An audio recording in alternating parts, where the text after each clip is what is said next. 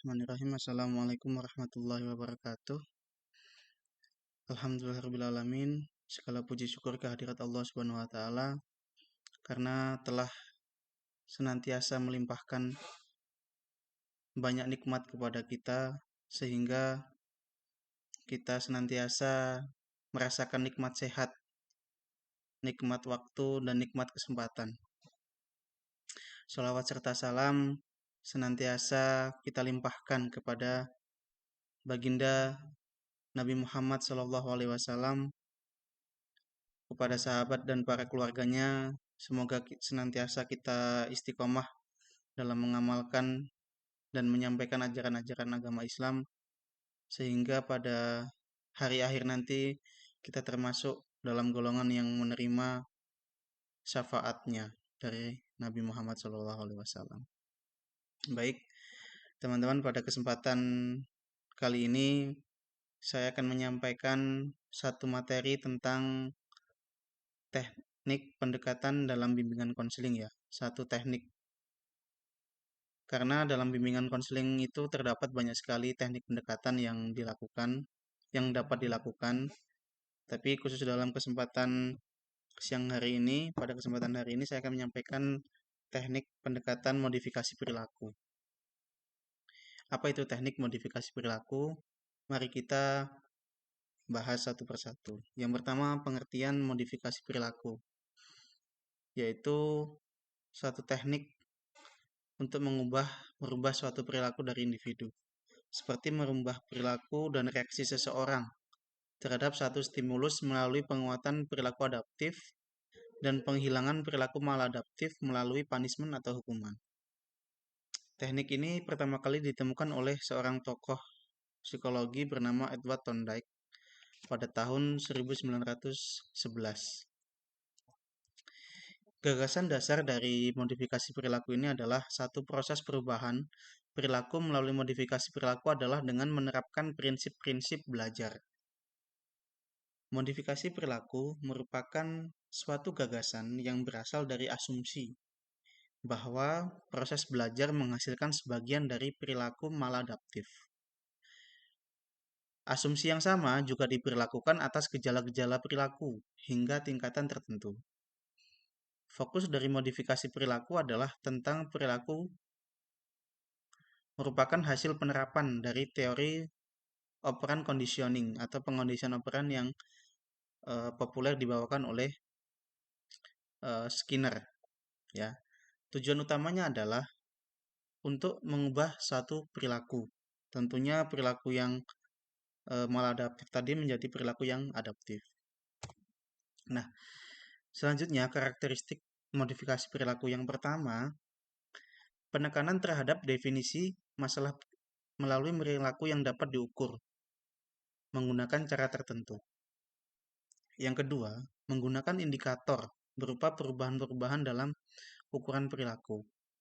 Yang ketiga, pengubahan lingkungan. Pengubahan lingkungan seseorang melalui prosedur dan teknik perlakuannya. Yang keempat, memiliki penjelasan yang tepat atas metode dan dasar pemikirannya. Yang kelima, modifikasi perilaku dapat diterapkan dalam kehidupan sehari-hari dari individu. Dan yang terakhir, karakteristik terakhir, dengan adanya modifikasi perilaku ini diharapkan perilaku individu dapat kembali melaksanakan perannya sebagai bagian dari makhluk atau lingkungan sosial. Fungsi dari modifikasi perilaku ini adalah yang pertama dapat menilai dan dapat memperbaiki perilaku individu baik yang tampak maupun yang tidak tampak. Perilaku yang dapat diamati maupun yang tidak dapat diamati. Fungsi yang kedua yaitu modifikasi perilaku juga dapat digunakan sebagai suatu pendekatan dalam memunculkan perilaku baru atau memperkuat perilaku yang telah ada yang sifatnya masih lemah. Dan yang terakhir, mengurangi perilaku yang berlebihan dan menghilangkan perilaku yang tidak diinginkan. Pelaksanaan dari modifikasi perilaku yaitu yang pertama menggunakan prosedur aktual yang disebut pengondisian. Yang kedua, pelaksanaan yang kedua yaitu bersifat kooperatif. Karena modifikasi perilaku ini dapat direncanakan, dapat didiskusikan, dan dimintai persetujuan terlebih dahulu dari semua pihak yang akan terlibat dalam proses modifikasi perilaku ini. Yang ketiga, perincian penerapannya dapat disesuaikan dengan situasi dan kondisi yang terjadi. Yang keempat, jika suatu penerapannya gagal, maka hasil dari pengawasan atas modifikasi perilaku ini dapat digunakan untuk mencari solusi yang lain. Yang kelima, dilakukan evaluasi secara objektif, karena penjelasan dan pengaturannya dilakukan secara rasional dan logis. Ya. Dan yang terakhir, pelaksanaan modifikasi perilaku ini tidak memerlukan waktu yang lama. Nah, selanjutnya teknik-teknik yang ada di dalam modifikasi perilaku. Yang pertama, teknik fading. Teknik fading ini dilakukan dengan mengurangi ketergantungan terhadap suatu bantuan. Pengurangan dilakukan melalui suatu prosedur tertentu. Dan secara bertahap, diharapkan dengan teknik fading ini akan menghapus atau mengubah bantuan menjadi sesuatu yang sifatnya mirip anteseden normal untuk perilaku. Yang kedua, teknik penguatan positif. Teknik penguatan positif ini merupakan teknik modifikasi perilaku yang dapat meningkatkan kemungkinan terjadinya perilaku yang terjadi di masa depan.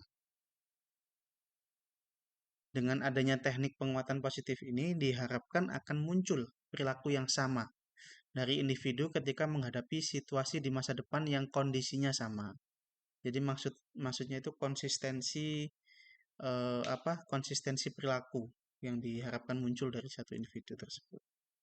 Dan yang terakhir yaitu teknik pembentukan yang merupakan penguatan aproksimasi suksesif dan pemunahan aproksimasi sebelumnya. Dengan teknik pembentukan akan muncul sebuah perilaku operan yang baru pada target atau subjek. Tujuannya adalah untuk mengurangi perilaku yang bersifat maladaptif. Dan tujuan yang lain yang tidak kalah penting yaitu memunculkan perilaku baru yang lebih adaptif. Nah, manfaat modifikasi perilaku yang pertama dapat digunakan untuk pengendalian dan pengelolaan perilaku negatif dari seorang anak. Yang kedua, modifikasi perilaku ini merupakan bentuk penggabungan antara terapi farmakologi dengan terapi psikologi.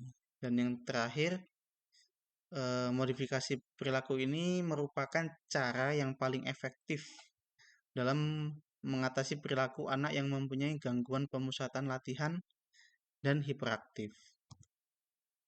Nah, dalam perkembangannya ternyata modifikasi perilaku mempunyai pengembangan yaitu modifikasi perilaku kognitif. Jadi hasil gabungan antara modifikasi perilaku dengan terapi kognitif. Ini eh, pengembangan ini dikemukakan oleh tokoh yang bernama Donald McHenbaum. Ya, teknik modifikasi perilaku ini diantaranya adalah relaksasi dan manajemen waktu. Sekian yang itu tadi yang bisa saya sampaikan tentang teknik modifikasi perilaku. Satu teknik dari sekian banyak teknik yang ada di dalam bimbingan konseling. Tentu masih banyak koreksi-koreksi atau mungkin hal-hal yang belum sempat saya sampaikan dalam kesempatan kali ini. Jadi saya mohon maaf yang sebesar-besarnya. Segala kekurangan dan jika ada kesalahan itu murni datangnya dari saya dan jika ada satu kelebihan dalam penyampaian itu pasti datang dari Allah Subhanahu wa taala. Jadi cukup sekian, mudah-mudahan apa yang saya sampaikan pada kesempatan kali ini sedikitnya bisa menambah uh, pengetahuan baru, terutama bagi saya dan bagi teman-teman semua. Jadi cukup sekian, kurang lebihnya mohon maaf. Fastabihul khairat, nasrun minallah wa fathul qarib, ihdinas siratal mustaqim, summa assalamualaikum warahmatullahi wabarakatuh.